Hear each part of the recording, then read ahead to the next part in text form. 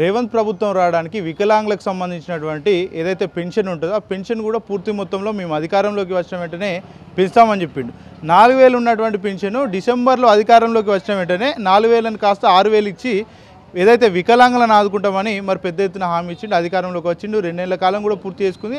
ఇక్కడ జూబ్లీహిల్స్ నియోజకవర్గంలో ఉన్నటువంటి వికలాంగులు మరి రేవంత్ రెడ్డిని మరోసారి నమ్మి ఓట్లేస్తారా, లేకపోతే మరి బుద్ధి చూపెట్టేటువంటి పరిస్థితులు ఏమన్నా ఇక్కడ ఉంటాయి అనేది ఒకసారి మరి స్థానికంగా ఉన్నటువంటి ఒక వికలాంగుని మాట్లాడించే ప్రయత్నం చేద్దాం.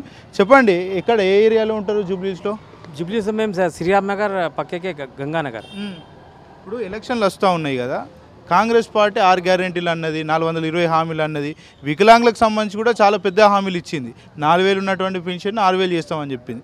మరి మళ్ళీ ఎలక్షన్లు వస్తున్నాయి, మీ వికలాంగులకు సంబంధించి ఏమనుకుంటున్నారు? ఎవరికి ఓటేస్తే బాగుంటుంది, ఎవరికి ఓటేస్తే మీకు పెన్షన్స్ కావచ్చు, ఇతర డిమాండ్స్ ఏవైతున్నాయి అవన్నీ సెట్ రైట్ అయితే అనుకుంటున్నారు?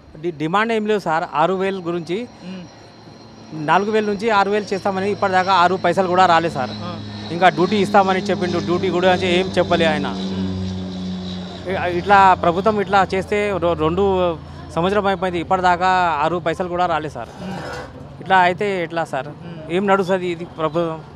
కేసీఆర్ ఇచ్చిండు, గరీబులకు చూసిండు, పైసలు వాళ్ళకు చేసిండు, మంచిగా నడిపించిండు గవర్నమెంట్.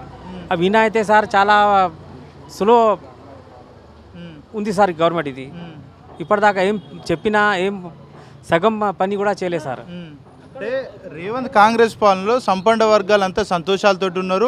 మేము ఇస్తున్నటువంటి సంక్షేమ పథకాలు కూడా ముందు ఇస్తాం, ఇంకా 3 ఏళ్ళ కాలం పాటు మాకు సమయం ఉంది, ఖచ్చితంగా చేస్తామంటున్నారు. జూబ్లీహిల్స్ నియోజకవర్గంలో కాంగ్రెస్ పార్టీని అభ్యర్థిని గెలిపించండి, మేము అన్నీ కూడా ఇస్తామన్నట్టు ఇస్తామని చెప్తా ఉన్నారు. నమ్మి ఓట్లేసే అవకాశాలు కనబడతాయి సార్?